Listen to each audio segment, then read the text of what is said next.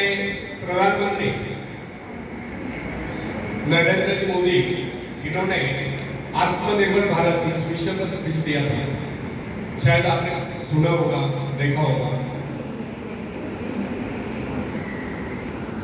What is the meaning of आत्मनिर्भर?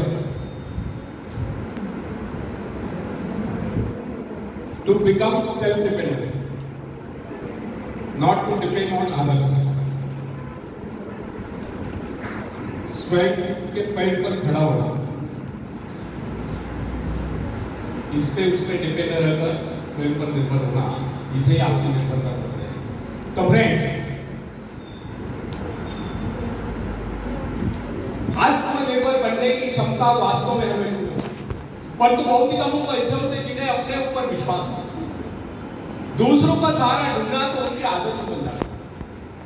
यह बात हमें कभी नहीं भूलनी चाहिए कि दूसरों के सहारे चलना तो बड़ा आसान है, किंतु इससे हमारी रही से शक्ति क्षीण हो जाती है। मस्तिष्क और योग्यता, इनका जितना उपयोग किया जाएगा ये उतना ही बढ़ेगा, इनका उतना ही विकास होगा। ये विडंबना है कि अपने आप कुछ करने की बात तो जैसे इन लोगों के मन में आती है। कुछ लोग अपने आप एक ही काम करते रहते हैं और वह है अपने बदनसीबियों का रोना रोना या दूसरों के आशीर्वाद से उनके गुणगान करना। ऐसे लोग जिन्हें सदा दूसरों के बल पर विश्वास होता है, वे केवल पिछड़ों की संज्ञा पाकर निंदा के पात्र बने रहते हैं। ऐसे लोग अपनी आंतरिक शक्तियों का भी लाभ नहीं उठा पाते। यह नहीं समझना, आप यदि जन्मजात नेता नहीं है तो ऐसे लोग।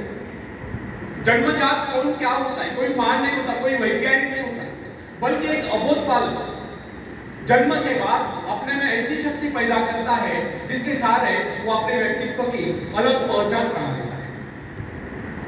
इतिहास में ऐसे बहुत से लोग हुए जिनमें नेतृत्व करने की योग्यता नहीं थी, फिर भी वे अपने प्रयत्नों से और अपने परिश्रम से अपनी योग्यताओं का विकास करके महान नेता बने। नेता वही होता है जो किसी पर निर्भर नहीं, जिसमें नेतृत्व करने की क्षमता होता है, जो दूसरों के विचारों का सहारा लेना आवश्यक नहीं समझता, उसमें स्वयं सोचने और अपने कार्यक्रमों को स्वयं निर्धारित या कार्यान्वित करने की क्षमता होती है। फ्रेंड्स, लोगों की संख्या बढ़ाकर भीड़ के बीच में चलना तो कोई बड़ी बात नहीं। बड़ी बात तो यह है कि लोगों के दिलों में अपना स्थान बनाया जाए, चाहे लोगों की संख्या कितनी कम क्यों न हो। ऐसे लोग वही होते हैं जो आत्मविकास करके शक्तिशाली होते हैं। ऐसे लोग अपने भाग्य को बदल देते हैं, अपने साथ साथ दूसरों का भी भाग्य बदल देते हैं।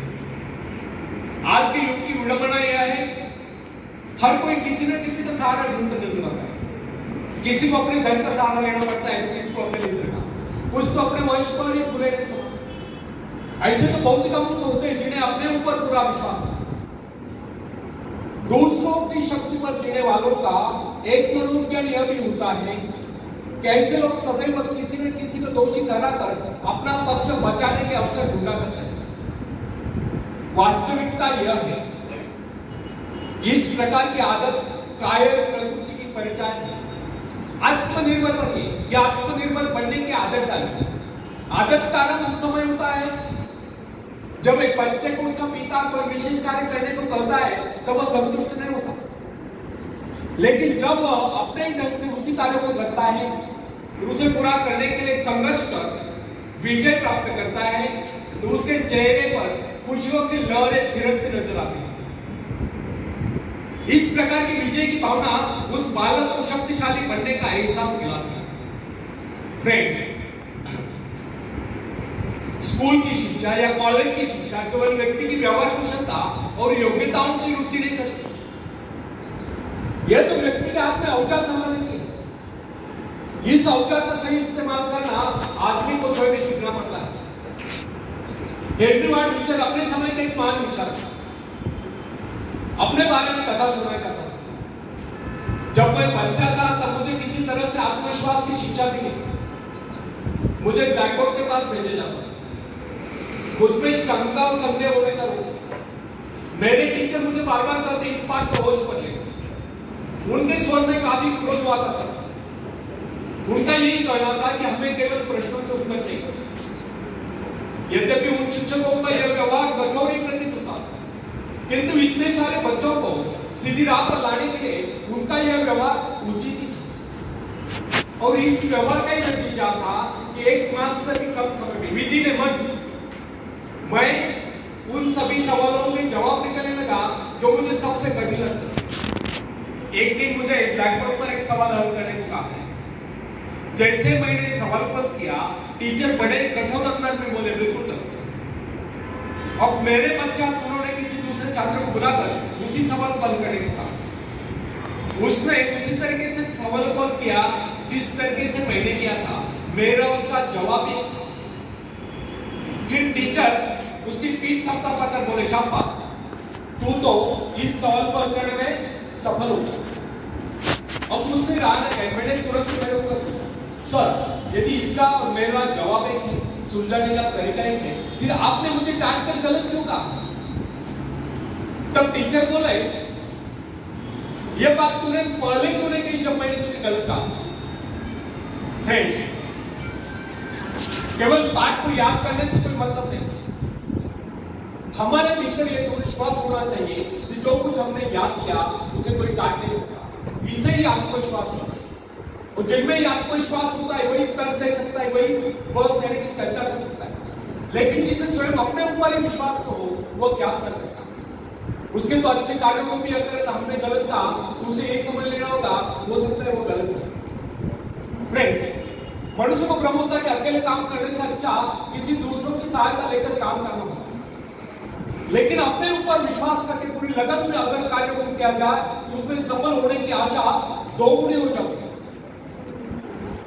हर महत्वाकांक्षा प्राप्त होकर अपनी शक्तियों का परीक्षण करना, लेकिन दूसरों की नकल करने, दूसरों पर निर्भर रहने से व्यक्ति में दुर्बलता ही तो आती है। शक्ति तो हमारी स्वयं की मेहनत करने से आती है।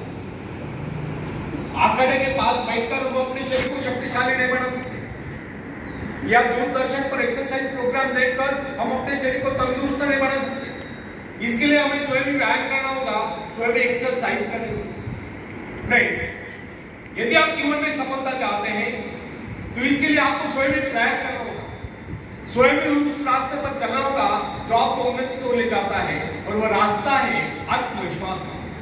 अपनी शक्ति को पहचान कर आप सफलता प्राप्त कर सकते हैं, या अपनी योग्यताओं को पहचान कर आप सफलता प्राप्त कर सकते हैं। मगर यदि आप यह सोचते हो कि संसार में कोई दूसरा व्यक्ति काम करे और सफलता हमें प्राप्त हो, कैसे कैसे हो सकता? जो लोग बच्चों को इस प्रकार जीवन क्षेत्र में उतरना चाहते हैं कि वे बिना किसी संघर्ष के, बिना कोई कष्ट उठाए आगे बढ़े, तो वे उनकी राह में कांटे बिछाते हैं। संतान को ऐसा बनाना कि वह किसी भी प्रकार के संघर्ष का सामना करने में अयोग्य हो, तो इसका सीधा अर्थ यह हुआ कि वे लोग अपनी संतान का भविष्य शुरू से बिगाड़ रहे हैं। संतान को सुख और ऐश के झूले में झुलाने वाले माँ बाप संतान के सबसे बड़े दुश्मन होते हैं। दूसरों की तो छोड़ो, वे उसे स्वयं को पहुंचाने की जहमत या स्वयं को पहुंचाने के कष्ट भी उठाने नहीं देते। बच्चों को भी समझना चाहिए, स्वर्ग जाने की इच्छुक को स्वयं ही मरना पड़ता है। स्वर्ग वही जाएगा तो मरेगा, दूसरा